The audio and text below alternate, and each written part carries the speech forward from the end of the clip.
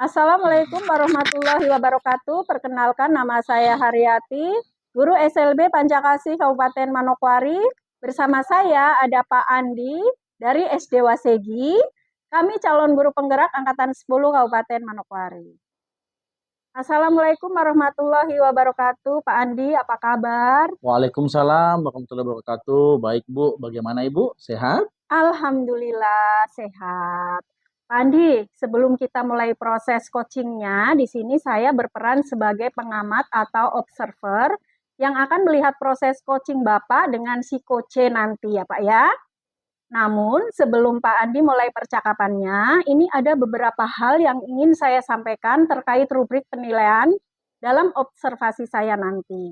Jadi agar Pak Andi juga tahu ya begitu. Nah, nanti untuk rubrik penilaian yang akan jadi acuan saya adalah saya harapkan dalam proses percakapan Pak Andi sudah memiliki prinsip dari seorang coach ya, yaitu kemitraan, kemudian proses kreatif dan memaksimalkan potensi. Dan tentunya Bapak juga sudah memiliki kompetensi inti dari coaching yang meliputi yaitu kehadiran penuh, kemudian mendengarkan aktif dan mengajukan pertanyaan berbobot. Tentunya dengan teknik rasa. Dan juga saya berharap nanti dalam proses percakapan Bapak nanti ketika melakukan suatu coaching, jangan lupa untuk menerapkan alur tirta, yaitu tujuan, identifikasi masalah, rencana, dan juga tanggung jawab. Untuk itu, rubrik penilaian yang akan saya jadikan acuan dalam mengamati Pak Andi. Bagaimana Pak Andi, bisa dipahami ya? Iya Bu, bisa saya pahami. Baik Pak Andi, kalau begitu selanjutnya ini sebelum mulai untuk proses coaching, ada beberapa hal yang ingin saya tanyakan ya Pak ya. Iya Bu, Eh, boleh silahkan. Baik, pertanyaan yang pertama, kira-kira kompetensi coaching yang mana yang ingin Pak Andi kembangkan dalam proses percakapan nanti? Jadi yang ingin saya kembangkan ada dua Bu, yaitu mendengarkan aktif dan menanyakan pertanyaan berbobot dengan teknik rasa. Baik, luar biasa. Jadi mendengarkan aktif dan juga melakukan pertanyaan berbobot dengan teknik rasa, begitu ya Pak ya? Nah, dari dua kompetensi yang Pak Andi akan lakukan, kira-kira kompetensi spesifik mana yang ingin Pak Andi kembangkan dalam proses coaching nanti?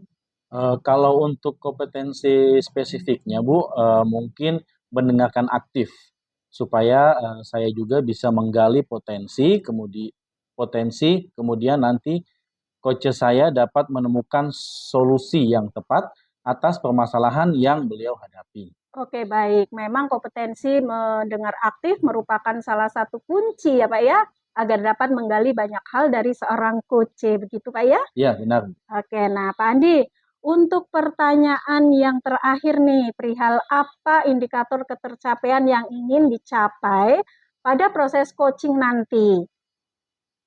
Oke, untuk indikator ketercapaiannya, Bu, yang pertama bahwa nanti dalam coaching saya akan menerapkan alur tirta secara runtut atau sistematis. Kemudian saya bisa menggali ide-ide dari coach sendiri agar beliau dapat menemukan solusi atas permasalahan yang beliau hadapi. Baik, Pak Andi. Kemudian dari indikator yang tadi Pak Andi sudah sampaikan, terkait prosesnya itu meliputi alur tirta, begitu Pak ya? Ya. Kemudian solusi dari coach bisa tergali, begitu ya, dengan sangat maksimal. Oke. Semoga sukses dalam percakapan nanti dan dapat tercapai indikator ketercapaian yang sudah Pak Andi sampaikan tadi ya Pak ya. Hanya itu yang ingin saya tanyakan. Selanjutnya silakan Pak Andi bisa melakukan percakapan coaching. Bagaimana Pak Andi, sudah siap? Ya Bu, siap. Baik, silahkan dimulai proses coachingnya Pak. Oke, baik. Assalamualaikum warahmatullahi wabarakatuh. Ibu Sri, apa kabar? Waalaikumsalam warahmatullahi wabarakatuh. Alhamdulillah baik Pak Andi. Hanya saja ada beberapa kendala dalam hati saya yang sedang saya hadapi Pak. Oh, oke. Kira-kira apa kendalanya? Sepertinya ada yang Ibu ingin utarakan, unek-unek begitu. Iya Pak Andi, ini saya sebagai guru BK merasa kurang bisa berkomunikasi dengan baik sehingga anak-anak akhir-akhir ini kalau misalnya ada masalah tidak mau curhat atau mengungkapkan masalah kepada saya begitu Pak Andi. Oh, oke.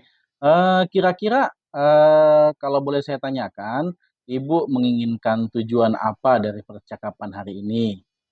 Ya harapan saya Pak Andi, saya bisa mengembangkan potensi saya sehingga saya bisa mengatasi masalah ini dengan baik Pak. Oke, iya baik. Menurut pengamatan, Ibu Sri, apa penyebab dari permasalahan yang Ibu temukan? Nah, menurut saya Pak, penyebabnya kalau kurang komunikasi itu dari saya dulu ya Pak ya. Karena mungkin saya kurang banyak mengikuti organisasi atau kegiatan. Kalau dari anak-anak itu, image-nya BK itu kan kebanyakan banyak yang negatif ya Pak ya. Jadi kalau anak-anak itu datang untuk konseling kepada saya itu, image-nya itu, oh itu anak-anak nakal ya, anak-anak yang bermasalah ya. Nah di situ yang membuat anak-anak itu selain saya yang kesulitan komunikasi, anak-anak juga itu image-nya itu yang negatif terhadap BK, begitu Pak. Oh, oke. Berarti, stereotif ya, Bu? Iya betul Pak. Oke, oke, baik. Permasalahan tersebut, kondisi ideal apa yang, ingin dicapai dari Ibu Sri? Jadi dari permasalahan itu, kondisi ideal apa yang ingin dicapai, dari Ibu Sri terkait murid yang sulit berkomunikasi, dengan, guru BK? Nah, iya Pak, harapan saya mereka tanpa saya undang jika punya masalah mereka bisa dengan senang hati datang sendiri. Mereka bisa cerita terbuka dan tidak ada lagi image-image negatif tentang BK. Begitu Pak. Oh, oke. Dari kondisi sekarang, kalau dari skala 1 sampai 10, kira-kira kondisi Ibu Sri sekarang, kondisi ke depan, kondisi ke berapa? Ya, kondisinya sekarang mungkin masih 5 mungkin Pak ya. Hmm, kira-kira menurut Ibu Sri, apa langkah-langkah atau solusi dari permasalahan ini agar anak-anak itu tidak takut terhadap bimbingan konseling dan mereka tidak lagi stereotif bahwa konsultasi ke BK dicap negatif begitu, dalam tanda kutip, "anak nakal" begitu? Nah, saya sudah lakukan itu yang saya sering ngajak ngobrol santai. Jadi saya kan diberi waktu seminggu sekali untuk layanan klasikal tentang BK. Jadi saya lebih untuk tidak monoton memberikan materi tentang BK, tapi saya juga mengajak ngobrol. Menurut saya dengan layanan yang hanya sekali dalam seminggu itu kurang maksimal, Pak. Makanya hanya beberapa siswa saja yang datang dengan sendirinya untuk masalah dan kebanyakan itu tidak mau untuk datang mengemukakan masalahnya tersebut, Pak. Oh, oke. Jadi, sulit untuk bisa menjangkau semua siswa ya, Bu, ya? Terus, metode yang Ibu sudah lakukan, kira-kira metode itu berhasil atau tidak? Kalau dibilang berhasil, ya berhasil, tapi belum maksimal. Belum bisa mencakup semuanya, Pak. Oh, oke. Terus, kira-kira apa ada metode lain selain metode klasikal, Bu?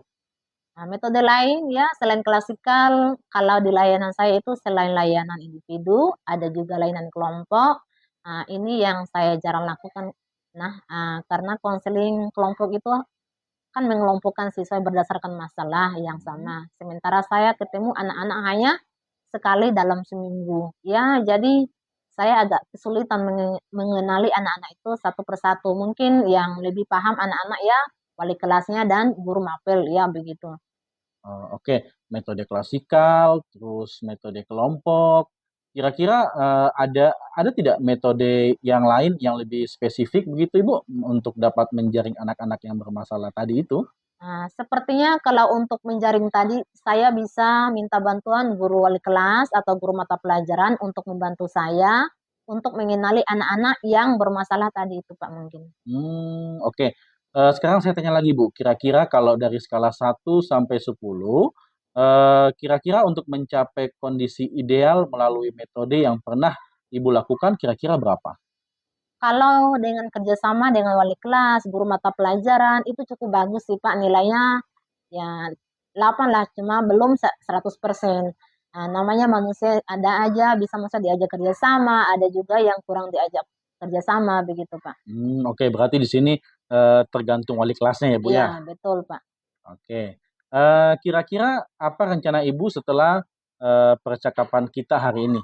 Apa upaya yang dilakukan Ibu Sri untuk menangani masalah yang Ibu temui tadi?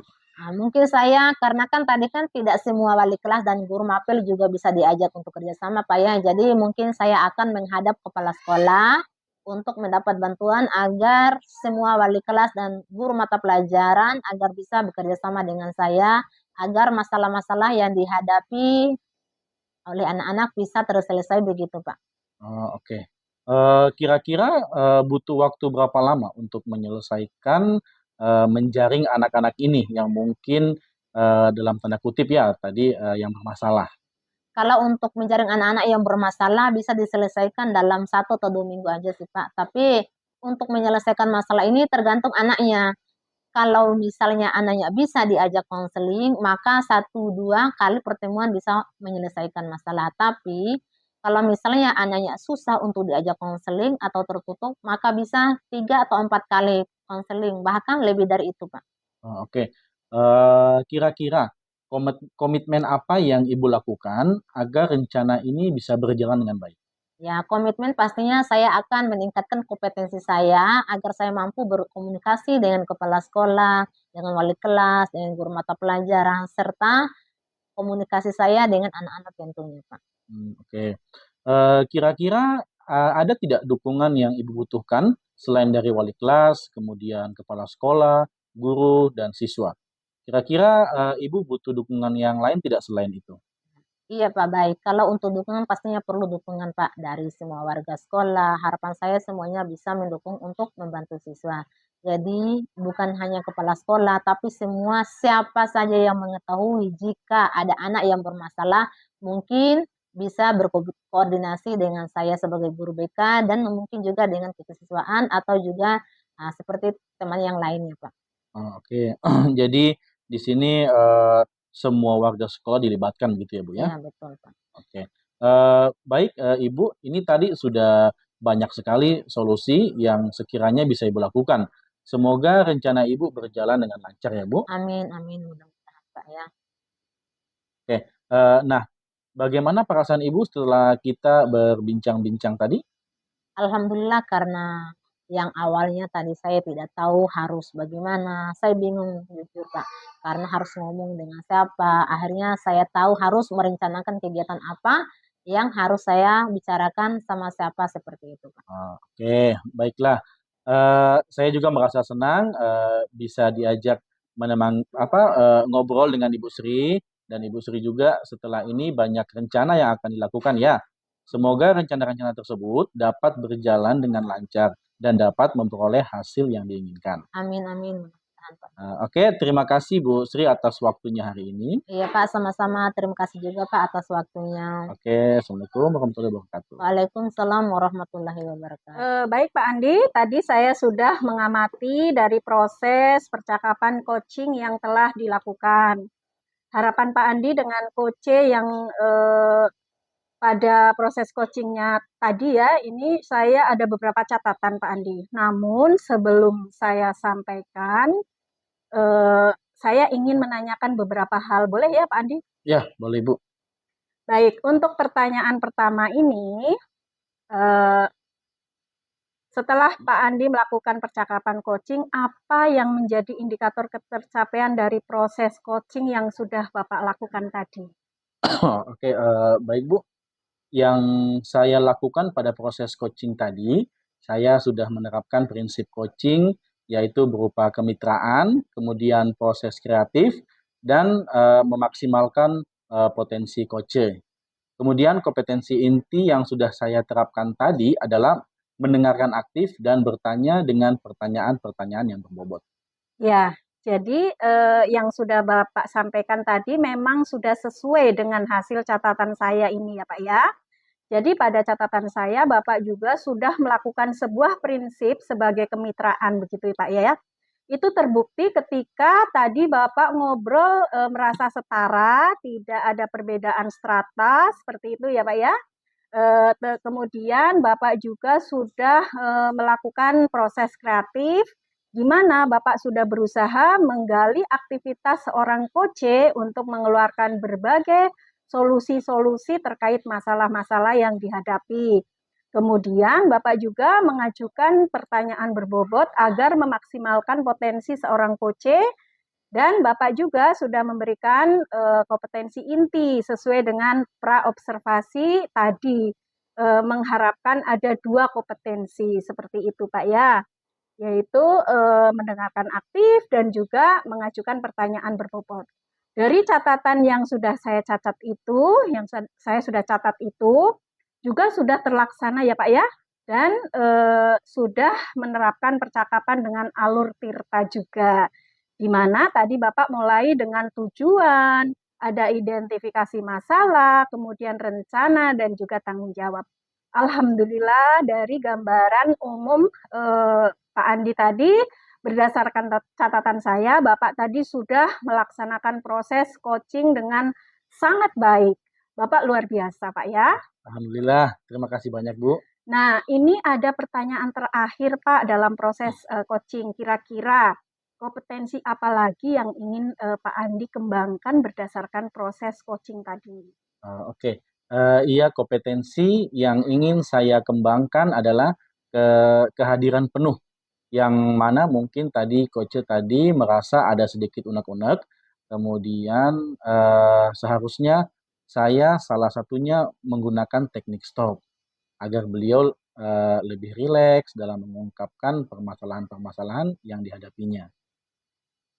Baik, kehadiran penuh atau princess menjadi harapan Bapak yang ingin Bapak kembangkan ya. Semoga teknik ini juga bisa segera Bapak maksimalkan dalam diri Bapak. Dan juga potensi yang lain agar semakin tajam dalam melaksanakan coaching terhadap mitranya atau coach-nya ya Pak ya. Dan saya juga berharap semoga proses ini bisa menjadi bekal untuk Bapak dan nantinya ke depannya saat memberikan proses coach bisa sesuai dengan harapan yang diinginkan dalam sebuah praktek coaching, begitu Pak ya. Terutama di dalam penyampaian atau pelaksanaan coach, Bapak tetap berpegang pada alur tirta. Jadi alur tirta bisa dilakukan terus, begitu Pak ya. Terima kasih Pak Andi, sudah luar biasa, semoga menjadi dampak yang luar biasa pula, sukses terus untuk Pak Andi ke depan. Terima kasih atas waktunya. Baik Bu, terima kasih. Assalamualaikum warahmatullahi wabarakatuh. Waalaikumsalam warahmatullahi wabarakatuh.